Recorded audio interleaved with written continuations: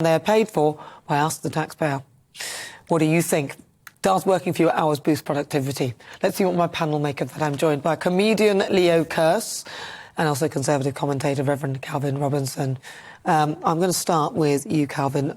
This is a council. Yeah. They are planning to reduce their hours by 7 hours to come down to 30 hours for a 3-month trial.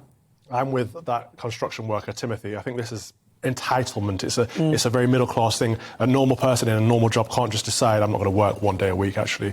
And if the council are saying they're only going to work 4 out of 5 days, as a council taxpayer, I would expect a fifth of my tax to be cut, my council tax to be cut. It's absolutely ridiculous. Of course they're not going to be as productive in 4 days as they could be in 5. It's a nonsense, isn't it? Yeah, I mean, the average council worker, I'm not talking about frontline workers like the people who do the bins and stuff, but your average sort of pencil pusher sitting in head office just shuffling papers around, which used to be me. I've worked in the public sector. It's rife with laziness, and the average one just works about 3 hours a week anyway. So if you reduce it by 7 hours, they're actually working negative hours, which is unsustainable. No, there is a problem with a lack of productivity in the British workforce. There's a lot of it due to underinvestment. There's NIMBYism, so we don't build new roads, we don't build new the infrastructure that we need to enable the economy. There's obviously regulations around equality, diversity and inclusion that sort of hamstring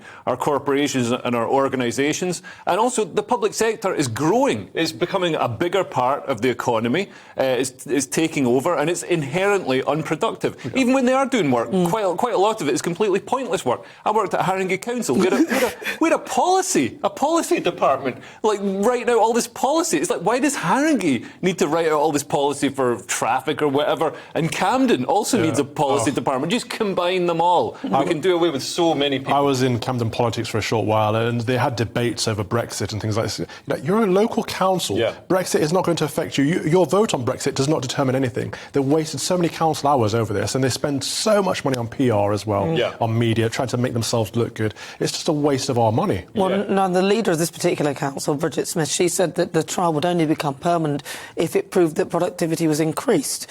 Now, I mean, if I was doing a 3-month trial and somebody said, look, if you work really hard for 3 months, then after that, this will be permanent. I tell you what, I'd work my socks off. It's flawed. It's completely flawed. I'd work my socks off. I'd probably do more than the 30 hours, but they wouldn't know that I was doing more, just so that at the end of it, it would become a permanent thing of 30 hours. I think it's a nonsense. Yeah. It's ridiculous. And as a taxpayer, I'd be demanding that same proportion of my taxpayers' cash back. Is this bigger than just this Cambridgeshire Council? Because I've seen so many demands. It's an experiment, so if it works, it could get rolled out. Especially with this cost of living crisis, people are saying, should we go down to a 4-hour week? And places are saying, actually, I can only afford to turn on the lights for 4 days a week with the new prices that are coming, energy prices in October.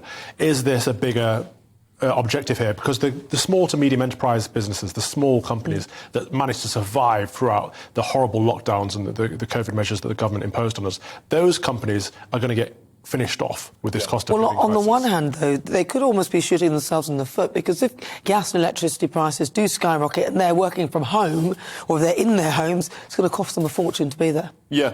But I think the real problem with British working is there's so much presenteeism in British working. This is why working from home is great, because you're not measured. Normally you're measured on turning up at the office early, wearing a suit and tie, and staying late. And that's people you're visibly there and assumed to be working, even if you're just messing about on Facebook. But with working from home, they've got to measure productivity a different way. And I think measuring people's output is far more productive. And I think if Cambridge Council can do that and identify, who's not doing anything, and even if they are working, if it's not actually productive and doing anything good for the taxpayer, delivering value there, then that's where we need to whittle stuff away. But